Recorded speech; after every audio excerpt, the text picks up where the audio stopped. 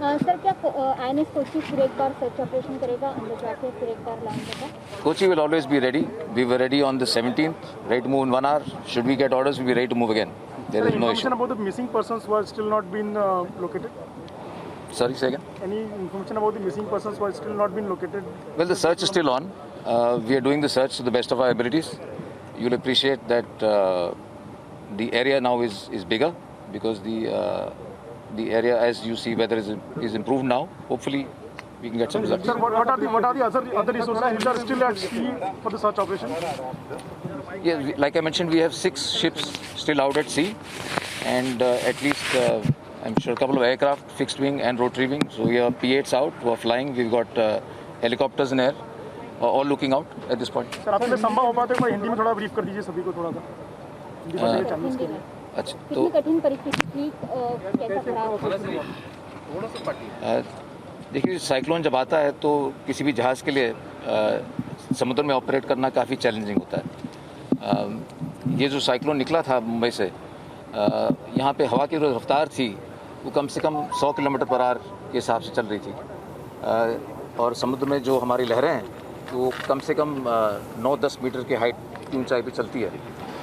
तो इस कंडीशन में ऑपरेट करना, जहाज़ चलाना काफ़ी चैलेंजिंग है, ना सिर्फ मर्चेंटमैन के लिए लेकिन वॉरशिप्स के लिए भी। इस कंडीशन में जहाँ आपको दिखाई नहीं देता, आपने बारिश में देखा होगा कि कभी कभी बारिश इतनी पड़ती है कि आपके हाथ नहीं दिखते हैं, उसी कंडीशन में भी जहाज़ ऑपरेट हम करते हैं, एक दूसरे के पास जाते हैं, तो इसमें कठिनाई काफ़ी होती है। लेकिन इन कठिनाइयों का सामना करने के लिए नौसेना जो है हम सबको पहले से ट्रेन करती है। हमारे ऑफिसर्स, हमारे सेलर्स, जितने भी नौसैनिक हैं, सब इन कंडीशन में काम करने के लिए सभी तैयार हैं, सभी ट्रेंड हैं। इसलिए मैं कह रहा था कि जैसे हमें हुक्म मिला तो हमें 1 घंटे के अंदर हमको जहाज़ को निकालना पड़ा यहाँ से। हालांकि अगर आपने देखा होगा कि परसों 17 तारीख की सुबह मुंबई में भी आपने देखा होगा कितनी बारिश पड़ रही थी, जहाँ आपको शायद हाथ भी दिखाई दे दिया। अभी इन कंडीशन में हमने जहाज़ को निकाला, सुरक्षित रहे खुद, और उस एरिया में पहुँचे सर्च ऑपरेशन करने के लिए। सर रात के समय सर्च रेस्क्यू जारी रहा, रात भर तक मदद किया गया, कैसे चैलेंजिंग था रात के समय क्योंकि विजिबिलिटी नहीं थी और लहरें 9-10 फीट तक ऊंची थी, 9-10 मीटर तक। ये ऑपरेशंस जो थी हमने जब स्टार्ट की थी 17 की शाम को, और हमने लोगों को रिकवर करना किया समुद्र से। ये कम से कम उस शाम को और उस रात को, अगले सवेरे, अगले दोपहर तक हम कंटिन्यू इसी में लगे रहे। अब जैसा आप कह रहे थे कि उस दिन बारिश भी बहुत थी, जो हम कहते हैं नेवल टर्म डार्क नाइट, तब आपको कुछ दिखाई नहीं देता रात को, और लहरें भी काफ़ी ऊंची थी, लेकिन उसमें ऑपरेट करना, जैसे मैं कह रहा था, ये हमें सिखाया जाता है। इसलिए नेवी को ये सब काम करना, हाँ चैलेंजिंग तो है, कठिनाई तो है, लेकिन ये हम करते हैं। ये इसी के दिन के लिए हम ट्रेन करते हैं। अब ये जानना चाहिए कितने लोगों को बाहर निकाला गया है, सर्च ऑपरेशन शुरू है जिसकी जानकारी आपके पास है? कितने लोगों को अब तक बचाया गया है और कितने लोग अब तक फंसे हुए हैं जिनके शोध में आप हैं?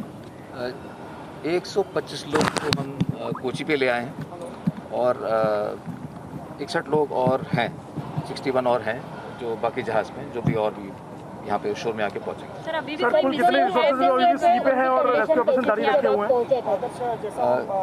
फिगर्स तो मैं शायद आपको नहीं दे पाऊँगा, लेकिन सर्च ऑपरेशन अभी भी जारी है जब तक खराब। किस एरिया में? सर अभी कितने रिसोर्सेज हैं जो अभी भी सी पे हैं और ऑपरेशन जारी रखे हुए हैं?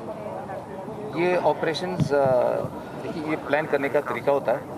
जहाँ हम जहाज़ को देखते हैं डूबता हुआ, तो उस एरिया के अगल बगल में हम सर्च करते हैं, और इस सर्च को प्लान करने का तरीका है जिससे हम ये सारे विंड और एनवायरनमेंट फैक्टर्स को लेकर के प्लान करते हैं। तो जैसे आप हवा बढ़ती है, समुद्र में गहराई बढ़ती है, या टाइड ज़्यादा बढ़ते हैं, तो उसकी रफ्तार को लेके हम दिन ब दिन ये एरिया बढ़ते रहता है, और उसमें हम ज़्यादा से ज़्यादा यूनिट्स और डिप्लॉय करते हैं ताकि पूरा एरिया कवर हो।